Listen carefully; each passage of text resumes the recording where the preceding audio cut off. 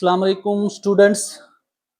आज हम जो लाइफ प्रोसेस स्टार्ट करेंगे दोबारा, जो हमने किया पढ़ा था प्रीवियस लेक्चर में, न्यूट्रिशन के बारे में हमने पढ़ा था। तो सबसे पहले हम एक क्वेश्चन करेंगे एनसीईआरटी का, जो पेज नंबर, मैं आपको क्वेश्चंस भी साथ साथ करा दूंगा। हर एक क्वेश्चन जो एनसीईआरटी में क्वेश्चंस है उनको सॉल्व करा दूंगा मैं आप लोगों को बोर्ड पे, ठीक है ना। लेक्चर के साथ साथ में क्वेश्चंस भी आप लोगों को बोर्ड पे करा दूंगा सब कुछ, ठीक है। तब तक आप ये जो आप लोगों का ये क्वेश्चन है, ये बेटा है आप लोगों का क्वेश्चन नंबर, मैं पेज नंबर बता सकता हूं आपको, तो आप लोग उसको नोट डाउन कर देना। ये बेटा है आप लोगों का पेज नंबर, मेरे एनसीईआरटी जो बुक है मेरे पास 81, ठीक है। एनसीईआरटी कभी कभी ना चेंज भी हो जाता, होता तो सिलेबस वही है बट पेज नंबर वो डिफरेंट डालते हैं, ठीक है।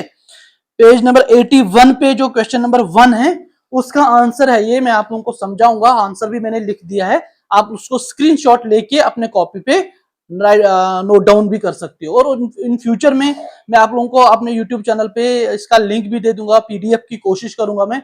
बट बेटा एक चीज याद रखना कि जो पीडीएफ हम भेजेंगे, पीडीएफ आप लोग देख सकते हो और उतार सकते हो, बट मैं चाहता हूं कि हम क्वेश्चन बोर्ड पे ही मैं आंसर लिख दूं और बोर्ड पे मैं समझाऊं, ताकि मैं आपको 1 बाय 1 क्वेश्चन का आंसर जो है उसको समझा दूंगा। जैसे आप इसको फॉलो करोगे कि एक क्वेश्चन को उसको समझाना, तो वो इजी होगा आप लोगों के लिए लर्न करने में। तो पीडीएफ अगर मैं आप लोगों को दे दूंगा तो वो थोड़ा सा होगा कि आप लोगों को उसको देखना है, फिर कॉपी पे उतारना है, तो वो भी हो जाएगा, बट ये बेस्ट वे है, ठीक है ना। तो पेज नंबर 81 है, ये क्वेश्चन है कि why diffusion insufficient to meet the oxygen requirements of multicellular organisms like humans, ठीक है बेटा। ये आप लोग पहले आप लोग इसको स्क्रीनशॉट लीजिएगा, क्योंकि मेरी हैंडराइटिंग थोड़ा सा अच्छी नहीं है, मेरी हैंडराइटिंग उतनी, तो मैंने कोशिश किया है कि इसको दूर दूर लिखने के लिए। तो आप लोग उसको स्क्रीनशॉट लीजिएगा और उसको अपने कॉपी पे इसको नोट डाउन कर सकते हो। पहले आप उसको स्क्रीनशॉट लीजिएगा। इसमें असल में क्या है कि जो ये कहता है कि जो डिफ्यूजन है वो इनसफिशिएंट क्यों है मल्टीसेलुलर ऑर्गेनिजम्स में। मतलब ये कि जो यूनिसेलुलर ऑर्गेनिजम्स है उनमें काफी है कि डिफ्यूजन से उनको ऑक्सीजन मिलता है, मगर मल्टीसेलुलर ऑर्गेनिजम्स में डिफ्यूजन इनसफिशिएंट है। आप मेरी बात को समझना, ये क्वेश्चन थोड़ा सा समझने में थोड़ा सा आप लोगों को इस क्वेश्चन को समझना है। ये क्वेश्चन आ भी सकता है, एग्जामिनर ऐसे ही क्वेश्चन देते हैं। क्वेश्चन कहता है कि जो मल्टीसेलुलर ऑर्गेनिजम्स है उनमें डिफ्यूजन इनसफिशिएंट क्यों है फॉर ऑक्सीजन के लिए, बट जो यूनिसेलुलर ऑर्गेनिज्म है उनमें सफिशिएंट है। ये हमें एक्सप्लेन करना है। तो सिंपल है, इसका आंसर ये है बेटा, जो डिफ्यूजन है, डिफ्यूजन का मतलब क्या होता है पहले हम ये समझेंगे। अभी हमें आगे इसको पढ़ना है, डिफ्यूजन ऑस्मोसिस में हमें पढ़ना है।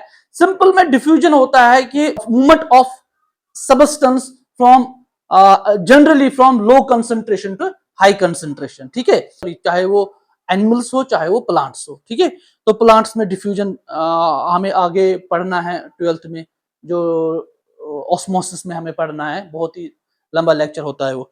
तो ये क्वेश्चन आप लोगों को समझ में आ गया है, तो इसको एक्सप्लेन मैं करूंगा कि डिफ्यूजन यूनिसेलुलर ऑर्गेनिजम्स में सफिशिएंट है, तो उनमें ऑक्सीजन डिफ्यूज हो जाता है और उनको पूरी बॉडी में ऑक्सीजन मिलता है डिफ्यूजन से। क्यों मिलता है? क्योंकि वो सिंगल सेल ऑर्गेनिज्म है। यूनिसेलुलर ऑर्गेनिज्म जो होते हैं वो सिंगल सेल ऑर्गेनिज्म है, उनमें डिफ्यूजन काफी है ऑक्सीजन के लिए। ऑक्सीजन बॉडी में जो ऑक्सीजन उनको पहुंचना है, डिफ्यूजन उनमें काफी है। मगर मल्टीसेलुलर ऑर्गेनिज्म्स में डिफ्यूजन इनसफिशिएंट है। मतलब हमें डिफ्यूजन से ही खाली ऑक्सीजन नहीं मिल सकता है पूरे बॉडी में, बिकॉज हमारे जो बॉडी के सेल्स जो है वो मल्टीसेलुलर ऑर्गेनिज्म्स है। हम body is made up of different cells, ठीक है। जो यूनिसेलुलर ऑर्गेनिज्म्स में उनमें डिफ्यूजन काफी है, बट हमारे में डिफ्यूजन काफी नहीं है। समझ में आया? बिकॉज हमारी जो बॉडी बनी हुई होती है वो डिफरेंट सेल्स से बनी हुई होती है। तो ये क्वेश्चन नंबर 1 का जो आंसर आपको कंप्लीट हो गया है, ठीक है। चलो बेटा अब हम करेंगे start second question. First question का हमने किया है एनसीईआरटी का, जो मैंने आप लोगों को बताया था कि स्क्रीनशॉट लिया करो, ठीक है ना। जब भी मैं बताऊंगा कि स्क्रीनशॉट लिया करो तो स्क्रीनशॉट लिया करो आप, ठीक है। मैं आप लोगों को अभी हम चैप्टर पढ़ ही रहे हैं, बट जो जो हमें एनसीईआरटी के क्वेश्चंस मिलेंगे पढ़ने के दौरान, उसको हम साथ साथ में उसको सॉल्व भी करते जाएंगे, ठीक है। पढ़ते भी जाएंगे, क्वेश्चन को सॉल्व भी करते जाएंगे और उसको लिखते भी जाएंगे। पहले आप इसको स्क्रीनशॉट लीजिएगा, ठीक है। अब जो नेक्स्ट क्वेश्चन है वो कह रहा है कि what criteria do we use to decide whether organism is alive, ठीक है। मैंने आपको पहले दिन बताया था कि मेरी प्रोनाउंसिएशन डिफरेंट है, तो उस चीज को समझिएगा आप, ठीक है। ये कह रहा है कि हमारे पास कौन सी ऐसी क्राइटेरिया है जिससे हमें पता चलेगा कि एक ऑर्गेनिज्म जिंदा है। बहुत इजी क्वेश्चन है। क्वेश्चनर तो एग्जामिनर इस तरह से क्वेश्चन नहीं देगा वो, बट फिर भी हम इसको कर लेंगे, ठीक है। तो इसका मतलब ये कि जो भी ऑर्गेनिज्म कोई भी है, हमें कैसे पता चलेगा कि वो जिंदा है। तो simple, visible movements like growth of organisms, ठीक है ना, उनकी जो ग्रोथ होती है उससे हमें पता चलेगा कि ये जिंदा है। अगर कोई पौधा है, कोई प्लांट है, वो हमने इसको किसी भी जमीन में उसको हमने डाल दिया, तो हमने उसको पानी दिया, सब कुछ हम उसको दे रहे हैं, न्यूट्रिएंट्स हम दे रहे हैं, तो after some days it will grow. तो which indicates that it is a living organism. Same is the case with जो ह्यूमन बींग्स है, हम भी ग्रो करते हैं। आज कल आप नर्सरी में थे, फिर KG2 में आ गए, इस तरह से फिर आप लोग फर्स्ट में आ गए, सेकंड, थर्ड। तो जो आप लोगों की हाइट फर्स्ट में थी, क्या वो 10th में है? नहीं है। तो इससे भी हमें पता चलता है कि एक लिविंग ऑर्गेनिज्म जिंदा है। बस ये क्वेश्चन यही कह रहा है। तो इसी से हमें कहेंगे कि कलर, उसकी जो ग्रीन कलर ऑफ प्लांट्स, उससे भी हमें पता चलता है कि ग्रीन कलर ऑफ प्लांट्स, जब ग्रीन कलर प्लांट को खत्म हो जाता है, आप लोग देख सकते हो जब एक पौधा सूख जाता है, जब वो किसी घर में धूप में रहता है, वो उसको हम पानी नहीं डालेंगे, कुछ नहीं डालेंगे, तो जो उसके पत्ते होंगे वो सूख जाएंगे। तो जिसकी वजह से हमें पता चलेंगे कि अब ये लिविंग ऑर्गेनिज्म नहीं रहा, इसके अंदर जान नहीं रही, ठीक है। तो जब उसके प्लांट्स के जो पौधे, जो हरे पौधे होते हैं, तो उससे हमें एक आइडेंटिफिकेशन मिलता है कि नहीं, ये इसके अंदर जान है, ठीक है ना, तो ये लिविंग ऑर्गेनिज्म है। तो वो ग्रीन क्यों है, तो उसका हम पढ़ेंगे डिटेल में। उसमें एक पिगमेंट होता है जिसको हम बोलते हैं क्लोरोफिल होता है उसमें, ठीक है ना। किसमें होता है क्लोरोफिल? जिसको बहुत ही रोल है फोटोसिंथेसिस में। जो हम न्यूट्रिशन पढ़ रहे हैं, अभी हम न्यूट्रिशन ही पढ़ रहे हैं, साथ साथ में क्वेश्चन भी करते जाएंगे, ठीक है। ये एक क्वेश्चन का आंसर हो गया। Plant running of animals, animals दौड़ रहे हैं, मैं भी दौड़ रहा हूं, आप भी दौड़ रहे हो, आप लोग क्रिकेट खेल रहे हो, मैं भी जा रहा हूं, हर एक चल रहा है अपनी डेली रूटीन में जो वर्क कर रहा है, वो भी एक आइडेंटिफिकेशन है, ठीक है। उसके बाद है acts as the main criteria to decide whether something is alive और नॉट। तो इससे हमें पता चलता है कि एक इंसान जिंदा है या नहीं है, ठीक है।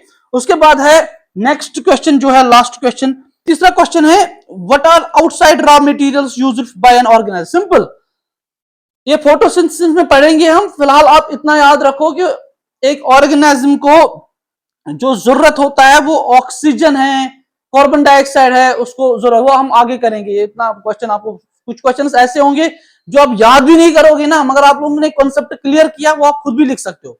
पर कुछ क्वेश्चन हमें लिखना है, उनका आंसर हम बोर्ड पे हमें लिखना है। कभी मैं नहीं भी लिखूंगा, कभी मैं लिखूंगा भी। वैसे बुक्स तो होती है आप लोगों के पास, आज का रिफ्रेशर होते हैं, बट एक चीज याद रखना कि अगर हम उसी क्वेश्चन को बोर्ड पे हम लिखेंगे, उसको सॉल्व करेंगे, उसको समझेंगे, तो वो आप लोगों के लिए सबसे इजी होगा लर्न करने के लिए। ये चीज याद रखना आप, ये चीज याद रखना। ये एक रिसर्च की गई है कि writing is directly proportional to memory. किसी भी चीज का जो मेमोरी होती है हमारी बॉडी में, जितना चीज आप कोई लिखोगे और उसको वो दिमाग में जल्दी जाता है, एज कम्पेयर टू अगर आप उसको खाली देखोगे। तो रेफ्रेशर को आप देख रहे हो, तो यहाँ पे हम राइट कर रहे हैं, समझ रहे हैं, तो आप लोगों को भी ये चीज को समझने में आपको अच्छा लगेगा कि question wise doctor Hussain sir हमें समझा रहा है, क्वेश्चन वाइज में समझा रहा हूं आप लोगों को, ये चीज याद रखिएगा, ठीक है। तो अब है लास्ट क्वेश्चन जो बचा है, वो है what process would you consider essential for maintaining the life.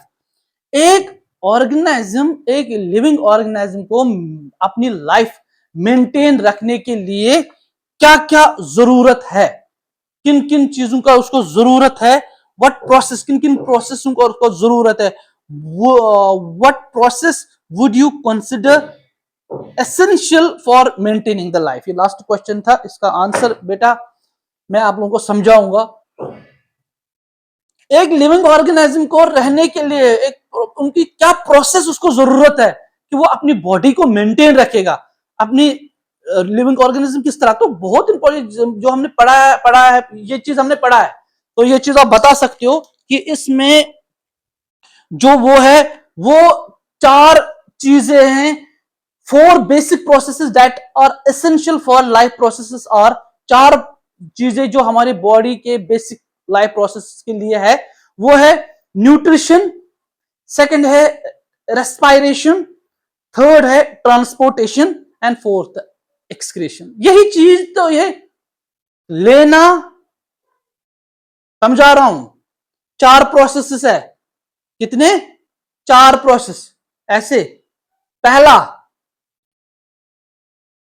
क्या होता है, न्यूट्रिशन, मतलब कोई भी चीज को हम खाते हैं, हमारी बॉडी में कोई भी चीज हम खाना खाते, कुछ चीज खाएंगे, उसको एनर्जी हमें बॉडी की जरूरत है, तो इसका मतलब न्यूट्रिशन की जरूरत है।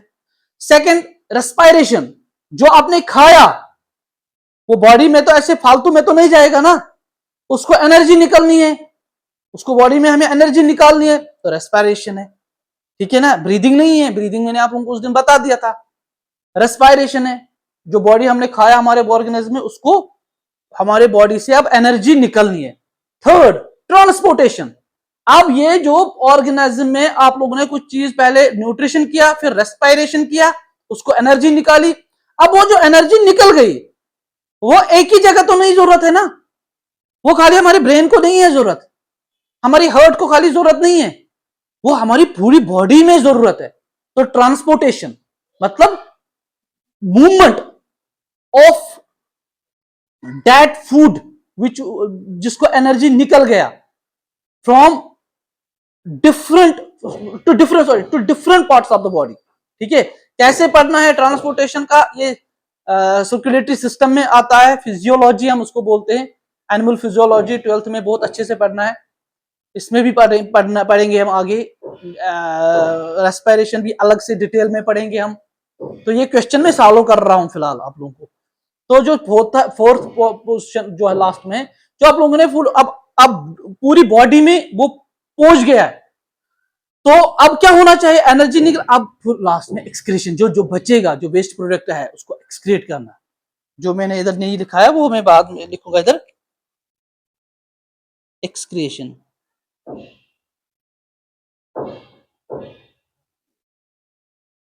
इसको है the removal of waste products, the removal of waste products from the body, from the body, ये मैंने उस दिन पढ़ाया है। तो जो हमें अंदर, जो हमें कोई भी वेस्ट प्रोडक्ट बच गया, जैसे कि हमने कुछ खाया, तो अंदर से जो भी स्टूल है हमारी बॉडी से निकलना बहुत जरूरी है, वरना हमारी बॉडी में बहुत ही डिजीज हो जाएंगी, बहुत ही टॉक्सिक सब बन जाएगा वो, जिसकी वजह से हम हमारी जान को खतरा है, ठीक है। या किडनी है, अगर हम यूरिन नहीं करेंगे, यूरिन को एक्सक्रीट नहीं करेगा, तो हमारी किडनी प्रॉब्लम्स हो जाएगी, ठीक है। तो ये सारी चीजें जो है हमारे वेस्ट प्रोडक्ट्स जो हमारे बॉडी के अंदर है, इनका निकालना भी बाहर बहुत ही जरूरी है। तो लास्ट क्वेश्चन जो था वो यही कहता था कि लास्ट क्वेश्चन कि what processes would you consider essential for maintaining the life, कौन सी चीजें हैं जो आप लोगों को बहुत जरूरी है, कौन कौन सी जरूरी है बेटा, न्यूट्रिशन है, रेस्पायरेशन है, ट्रांसपोर्टेशन है और एक्सक्रीशन है। तो ये आज आप लोगों का चार क्वेश्चन मैंने आप लोगों को सॉल्व कराया है, तो इसके हम साथ साथ में पढ़ते जाएंगे। उसके बाद अभी हम पढ़ ही रहे न्यूट्रिशन में, हमें अब जो हमें है न्यूट्रिशन में स्टार्ट फर्स्ट जो हम करेंगे वो ऑटोट्रॉपिक न्यूट्रिशन हम स्टार्ट करेंगे, ठीक है। तो इसको आप तब तक आप लोग इसको स्क्रीनशॉट ले लो।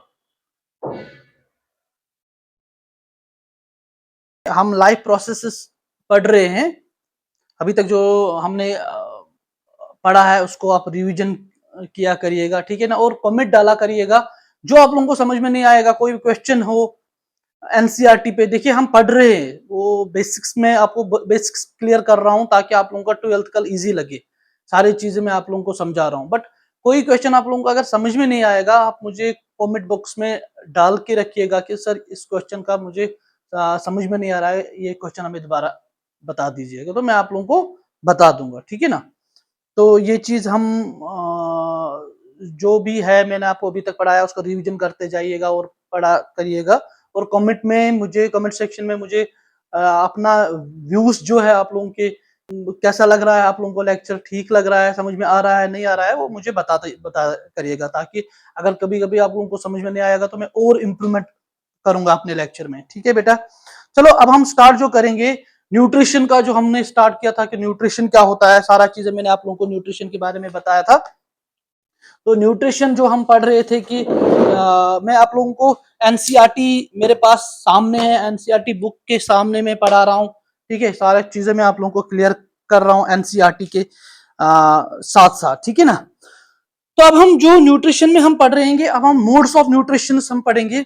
जो ये डायग्राम जो है, ये आप लोग पहले इसको आप स्क्रीनशॉट लीजिएगा, ये मैं आप लोगों को बता दूंगा ये क्या है। क्रॉस सेक्शन ऑफ लीफ जो एनसीईआरटी में आप लोगों को सिलेबस बुक में है, यही डायग्राम है, मैंने रफ बनाया है आप लोगों को, ये रफ तरीके से। तो आप लोगों को जो फेयर डायग्राम है वो आप लोगों को अपनी एनसीईआरटी के बुक में मिलेगा, वो मैं आपको जहाँ पे समझाऊंगा ये क्रॉस सेक्शन ऑफ लीफ क्या है, क्योंकि हमें अब पढ़ना है फोटोसिंथेसिस, हमें स्टार्ट करना है, क्योंकि हम स्टेप बाय स्टेप चले जाएंगे। जब हम फोटोसिंथेसिस पढ़ेंगे तो आप लोगों को पहले समझ में आना चाहिए cross section of leaf. Leaf basically है क्या, गॉड सेल्स है क्या, ठीक है, स्टोमेटा है क्या, एपिडर्मिस है क्या, लोअर एपिडर्मिस है क्या, मिड रिब क्या है, तो ये चीजें बेसिक ऑफ जो लीफ की एनाटॉमी है वो आपको समझ में आना चाहिए अच्छे से, तब हम बाकी चीजें हम उसको समझेंगे, ठीक है। तो न्यूट्रिशन में हम दो तरीके के न्यूट्रिशन होते हैं।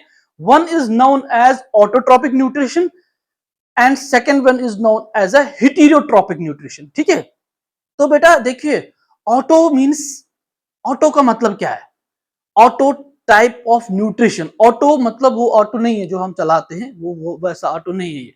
ऑटो का जो साइंटिफिक जो टर्म है, auto means self, trophic means synthesis. It is a Latin word just like ये, जो ऑटो मींस ऑटोट्रॉपिक का मतलब होता है ऑटोट्रॉपिक, ठीक है ना। ऑटो का मतलब होता है सेल्फ, ट्रॉपिक का मतलब होता है, ट्रॉपिक का मतलब होता है सिंथेसिस। तो नेक्स्ट जो आगे आगे जो भी क्वेश्चन हमें आता जाएगा इसमें, तो हम करते जाएंगे, जैसे आप लोगों ने पिछले आपको समझ में आ जाएगा अब कि जो हमने पढ़ लिया कि एक बेसिक लाइफ के लिए कितने क्या क्या हमें कौन कौन सी लाइफ प्रोसेस के लिए मेंटेन रखने के लिए हमें क्या क्या करना है, क्या क्या इंपॉर्टेंट है, न्यूट्रिशन है, उसके बाद हमने क्या पढ़ा, रेस्पिरेशन है, फिर क्या है, ट्रांसपोर्टेशन है एंड एक्सक्रिएशन है, ठीक है ना। तो न्यूट्रिशन हम जब हम पढ़ेंगे न्यूट्रिशन में टू टाइप ऑफ न्यूट्रिशन होता है, one is known as autotrophic nutrition and second is known as the heterotrophic nutrition, ठीक है। ऑटोट्रॉपिक न्यूट्रिशन हम पहले पढ़ेंगे कि ऑटोट्रॉपिक न्यूट्रिशन क्या होता है, कि ऑटोट्रॉपिक न्यूट्रिशन जो बेटा होता है कि auto means self and tropic means synthesis, ठीक है। इसका मतलब होता है फिर सेल्फ सिंथेसिस, सेल्फ सिंथेसिस। हमने न्यूट्रिशन जो स्टार्ट कर रहे हैं, न्यूट्रिशन दो टाइप के हैं, autotrophic nutrition, heterotrophic nutrition. Autotrophic का मतलब है, मैं डायरेक्टली नहीं बताऊंगा कि green plants make their own food, these are called autotrophs, ठीक है ना, नहीं, हमें ऐसा नहीं, हमें उसको बेसिक पूरा पता ना पड़नी चाहिए। Autotrophic, auto means self and tropic means synthesis, तो इसका मतलब होता है self synthesis, self synthesis, self synthesis, खुद बनाना, ठीक है। तो इसका मतलब यही है, ऑटोट्रॉपिक न्यूट्रिशन मतलब होता है खुद बनाना।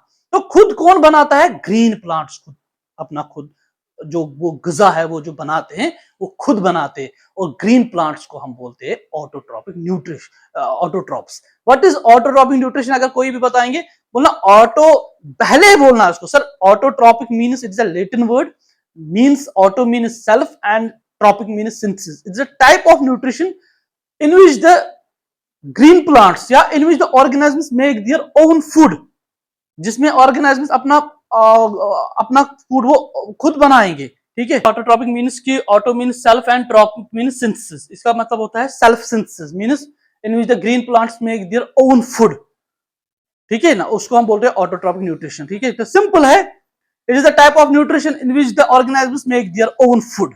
The word autotrophic, auto means self, trophic means synthesis, खुद बनाना, सेल्फ, सेल्फ सिंथेसिस, ठीक है, ओके।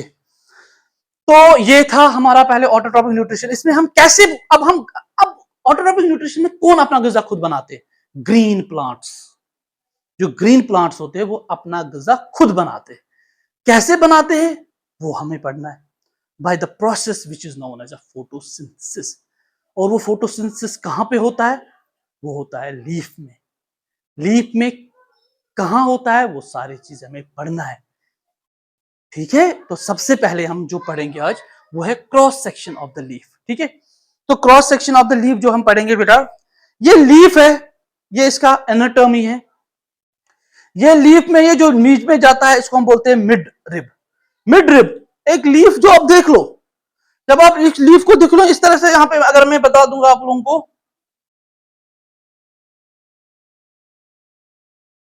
ये अगर लीफ सपोज हमने लिया है, तो ये इसको बीच में जो ये है ना, ये मेन आप लोगों ने देखा होगा, जो लीफ होता है ना, लीफ, लीफ में जो बीच में जो लाइन होती है, बीच में जो लाइन होती है ऊपर से नीचे तक, तो उसको हम बोलते हैं मिड रिब।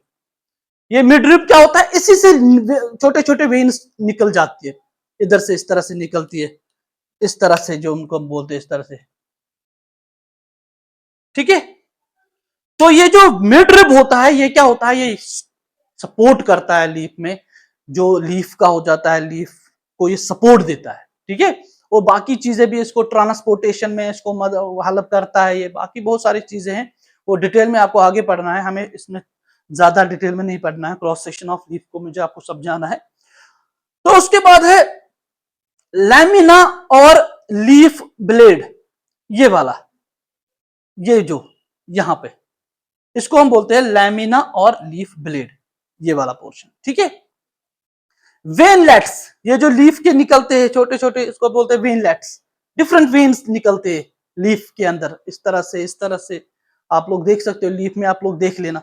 तो ये वेनलेट्स का क्या है? ये भी ट्रांसपोर्टेशन, एक्सचेंज में बहुत सारे मदद देते हैं, आपको आगे पढ़ना ही है ये, ठीक है।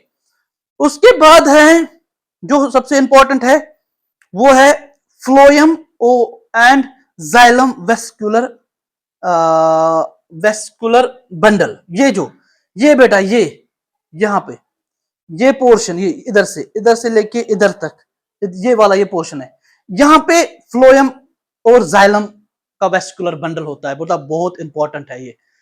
फ्लोएम का काम क्या होता है? कोई भी बोलेगा कि फ्लोएम क्या काम होता है, फ्लोएम का क्या होता है बेटा? जो फोटोसिंथेसिस जब हो जाता है, ठीक है ना, अभी हमने फोटोसिंथेसिस पढ़ा नहीं है, अभी हम लीफ में ही पढ़ रहा है। जो फोटोसिंथेसिस में क्या होता है काम, green plants make their own food, जो वो फूड बनता है फोटोसिंथेसिस में, लीफ में, जब लीफ में ऊपर बनेगा, अब लीफ में जब बन गया उसको कहां जाना है? उसको पूरे लीफ प्लांट के पूरे नीचे तक पहुंचना है उसको, क्योंकि लीफ में ही रहेगा फूड। तो ट्रांसपोर्टेशन इंपॉर्टेंट है, मैंने आप लोगों को पहले ही बताया कि ट्रांसपोर्टेशन को बहुत इंपॉर्टेंट है बॉडी के लिए, ऑर्गेनिज्म के लिए, सर्वाइव के लिए, जिंदा रहने के लिए। तो इसका मतलब यहाँ पे क्या होता है काम, जब यहाँ पे फूड में, इस लीव में फूड बनता है, स्टार्च जब बनता है, ग्लूकोज जब बनता है, तो वो क्या होता है काम, वो ट्रांसपोर्ट होता है to different parts of the body, ठीक है। जो प्लांट का डिफरेंट पार्ट्स है, ब्रांच है, लीव्स है, और स्टेम है, ट्रंक है, एपिडर्म्स, बहुत सारे प्लांट के जितने भी पार्ट्स है वो सारा वहां पे पहुंच जाता है, ठीक है। किसकी तरफ वजह से पहुंच जाता है? वो फ्लोएम, फ्लोएम की तरफ, फ्लोएम वेस्कुलर बंडल जो जहां पे जो होता है लीफ के अंदर, तो वहां पे वो पहुंच जाता है। ठीक है, अब है जाइलम। जाइलम क्या होता है, कहां बेटा, जाइलम क्या करती है, फ्लोएम क्या करती है, इस आप लिखे कैरी, कैरी, इसको हम ऐसे लिखेंगे, carry starch from leaves, leaves to different parts of different, from leaves to different parts of plant। तो क्या होता है बेटा काम, जो यहां पे ध्यान से सुनो, जो यहां पे वेस्कुलर बंडल जो है फ्लोएम और जाइलम है, उसका एक रोल है जो लीफ के अंदर, हमने लीफ ही अभी पढ़ रहे हैं, पहले हमने पढ़ा लेमिना, वे ये मिड रिब है, सपोर्ट करता है लीफ को, ब्रांचेस निकलता है, ट्रांसपोर्टेशन में भी मदद देता है, वेनलेट्स भी, ये भी ट्रांसपोर्टेशन में मदद देता है। ठीक है, एक्सचेंज ऑफ गैस उसमें हो जाता है, सारी चीजें ये आप लोग को आगे पढ़ना है। तो जो इंपॉर्टेंट यहां पे है वो है फ्लोएम और जाइलम। फ्लोएम का क्या काम है, carries the starch from leaves to different parts of the body plant. जो लीव्स में फोटोसिंथेसिस की वजह से वहां पे स्टार्च बन गया, आप लोगों ने खाना बनाया घर में, आपकी मदर ने खाना बनाया, मम्मी ने खाना बनाया, तो वो खाना कहां पहुंचना है, different members of the family, तो वो वहीं पे रहेगा, तो उस खाने को बनने का क्या फायदा है, अगर गैस में खाना बनाया आप लोगों ने वहीं पे रखोगे तो क्या फायदा है उसको, तो उसको डिफरेंट मेंबर्स तक पहुंचना है। इसी तरह अगर प्लांट ने यहाँ पे लीफ ने खाना बनाया, इसका काम अपना हो गया, तो वो प्लांट के डिफरेंट पार्ट्स तक पहुंचने के लिए क्या काम, किसका रोल है, वो है फ्लोएम का रोल। फ्लोएम का रोल है वो, फ्लोएम का याद रखना, फ्लोएम का रोल है। इस तरह से अगर आप लोगों को बेटा कोई भी कल क्वेश्चन आ जाएगा ना, मैं ऐसे आप लोगों को पढ़ा रहा हूँ कि आप लोगों को बेसिक क्लियर कर रहा हूँ, कोई भी क्वेश्चन आएगा आप लोगों को समझ में आना चाहिए। अब फ्लोएम का क्वेश्चन अगर नहीं होगा एनसीईआरटी में, तो कल आपको बोलेंगे what is phloem and what are functions, तो आप लोगों को रखना है phloem is a vesicular tissue present in the plants. It carries the starch from leaves to different parts of the plant. Okay, तो ये फ्लोएम का काम है। उसके बाद है जाइलम। तो जाइलम का काम क्या होता है बेटा, जाइलम का काम ये है कि जो आप लोगों का ये प्लांट जो है, ये जो प्लांट है, रफ में बना रहा हूं बेटा, ये जो रूट के नीचे नीचे इस तरह से ये जो रूट रहता है यहां पे, अब नीचे भी मिनरल्स होता है, प्लांट को चाहिए, सॉइल के अंदर मिनरल्स रहता है वो, और वाटर वो वहां से लेना to different parts of the plant, ऊपर से नीचे तक स्टार्च, नीचे से ऊपर तक वाटर, तो वो किसका रोल है, वो है जाइलम का रोल। तो इसका मतलब हम लिख सकते हैं it carries water to all parts of the plant। आया समझ में, ये इसका रोल है। ठीक है, समझ में आया। लीफ का क्या है, क्रॉस सेक्शन ऑफ लीफ हम पढ़ रहे हैं, लीफ की एनाटॉमी, मतलब लीफ का पूरा हमें पढ़ना है। हमने मिड रिब पढ़ा, लेमिना पढ़ा, वेनलेट्स पढ़ लिया, जाइलम और फ्लोएम पढ़ लिया। ठीक है, अब हम नीचे जाएंगे, लीफ के अंदर जाएंगे, हम अंदर जा रहे हैं, ये जो नीचे जो है ना, ये आप लीफ के अंदर जा रहे हो, ये बात याद रखना, ये जो लीफ है आप उसके अंदर घुस रहे हो। आप ये समझो कि हम सब, डॉक्टर हुसैन वो भी लीफ के अंदर जा रहा है, मैं भी, हम भी लीफ के अंदर जा रहे हैं। आप इमेजिन यही कर लो, अदरवाइज समझ में नहीं आएगा anatomy of leaf, cross section of leaf समझ में नहीं आएगा। आप लीफ के पहले, आप लीफ के अंदर से, आप लीफ के अंदर जा रहे हो, तो लीफ के अंदर जब आप जा रहे हो तो आप सबसे पहले देख रहे हो अपर एपिडर्मिस। अपर एपिडर्मिस जो होता है, अभी अभी अभी सॉरी अंदर नहीं, अभी आप लीफ के बाहर ही हो। ठीक है, अपर एपिडर्मिस ही आप लोग इसके बाद अंदर जाओगे। अपर एपिडर्मिस जो लीफ का होता है वो क्या होता है, कहां बेटा, वो ऊपर की जो उसकी कवरिंग होती है उसको लीफ की, जैसे हमारी बॉडी में भी स्किन में एंडोडर्म, एक्टोडर्म, मेसोडर्म है ना, ह्यूमन बॉडी में भी डिफरेंट लेयर्स है स्किन के, इस तरह लीफ में भी है अपर एपिडर्मिस। अपर एपिडर्मिस जो ये है, ये लीफ का क्या काम करता है, ये लीफ को प्रोटेक्ट करता है फ्रॉम द इंजरी, लीफ को बचाता है ताकि लीफ को कोई इंजरी ना हो। ठीक है, उसके बाद हम लीफ के नीचे, अपर एपिडर्मिस के नीचे जाएंगे, नीचे जाएंगे, अब हम जाएंगे अंदर। एपिडर्मिस की जो ऊपर आप लोगों ने देखा होगा, लीफ के जो ऊपर जो उतरता है एक, बिल्कुल वो छाले जैसे इस तरह से उठ जाता है, इस तरह से वो एक लेयर्स, उन लेयर्स, उस लेयर को क्या बोलेंगे हम, अपर एपिडर्मिस। वो ऊपर आप लोगों ने देखा, आप लीफ को देखो उस तरह इस तरह इस तरह उठाओ तो आप लोगों को ऊपर से जो दिखेगा वो अपर एपिडर्मिस है, ठीक है। अपर एपिडर्मिस के बाद आप जा रहे हो बेटा नीचे, लीफ के आप अंदर जा रहे हो तो आप क्या पा रहे हो वहां पे, क्लोरोप्लास्ट। ये देखो, ये ये सारा क्लोरोप्लास्ट है। ये बहुत इंपॉर्टेंट है बेटा, बहुत इंपॉर्टेंट क्लोरोप्लास्ट। लीफ, अगर आपको कोई बोलेंगे व्हाई लीव्स आर ग्रीन, बोलना sir leaves are green only because of the chloroplast. Chloroplast के अंदर एक पिगमेंट है जिसको हम बोलते हैं क्लोरोफिल, और उसी क्लोरोफिल की वजह से लीव्स के जो लीफ होते हैं वो ग्रीन कलर उनका होता है। जैसे हमारा ब्लड में हीमोग्लोबिन होता है, एक रेड पिगमेंट रहता है वो, तो इनकी तरह भी इनके बॉडी में इनके लीव में होता है एक क्लोरोफिल। क्लोरोफिल के अंदर ये रहता है, सॉरी क्लोरोप्लास्ट रहता है, और क्लोरोप्लास्ट के अंदर क्लोरोफिल रहता है, ठीक है। और वो क्लोरोफिल क्या करता है काम, क्लोरोफिल क्या करता है काम, वो प्लांट को मदद देता है किसमें, फूड बनाने में, ठीक है। वो हम देखते जाएंगे आगे, अभी पढ़ना है हमें, ठीक है। तो उसके बाद हमें ये क्या पढ़ेंगे, एयर स्पेस। ये देखिए यहाँ पे ये जो एयर स्पेस है, तो ये क्या करते हैं, एयर स्पेस में ऑक्सीजन का जो ऑक्सीजन का आना, कार्बन डाइऑक्साइड का, ऑक्सीजन का बाहर निकलना, कार्बन डाइऑक्साइड का लेना अंदर, क्योंकि कार्बन डाइऑक्साइड प्लांट्स को जरूरत है, उनको हमें ऑक्सीजन देते हैं, हम उनको कार्बन डाइऑक्साइड देते हैं। और कार्बन डाइऑक्साइड क्यों, किस लिए जरूरत है उनको, उनको किस लिए जरूरत है, ताकि वो अपना फूड बना ले, अपना फूड वो खुद बना लेते हैं, ठीक है। तो उस ये है उसका जो हमने पढ़ा एयर स्पेस, ठीक है। उसके बाद है बेटा गॉड सेल्स, वेरी इंपॉर्टेंट, ठीक है ना। गॉड सेल्स क्या होता है काम, गॉड सेल्स स्टोमेटा जो जब ओपन हो जाता है, देखो बेटा जो लीफ है, आप लोगों ने देखा कभी जब आप सुबह उठो, लीफ के ऊपर ना एक ड्रॉपलेट्स ऑफ वाटर्स होते हैं। वो ड्रॉपलेट ऑफ वाटर्स कहाँ से आता है, ठीक है, वो ऊपर से नहीं आता है, लीफ छोड़ देता है, ठीक है ना, स्टोमेटा की तरफ, स्टोमेटा से, ठीक है ना। जब उसके अंदर ऑक्सीजन उसको बाहर लेना, अब देखो, अब जब उसको उसने कार्बन डाइऑक्साइड, अभी जब हम फोटोसिंथेसिस में पढ़ेंगे कि फोटोसिंथेसिस में वो ऑक्सीजन, अभी आप लोगों को मैं ये इसलिए पढ़ा रहा हूं, वहां पे मैं जब मैं आपको बता दूंगा कार्बन डाइऑक्साइड लेता है और ऑक्सीजन छोड़ता है, आपको समझ में आना चाहिए, हाँ इससे गॉड सेल्स की वजह से, ठीक है। गॉड सेल्स क्या करती है काम, जो गॉड सेल्स है, गॉड सेल्स जो होती है ये लीफ में जो स्टोमेटा होता है उसको ओपनिंग एंड क्लोजिंग में मदद देता है, ठीक है।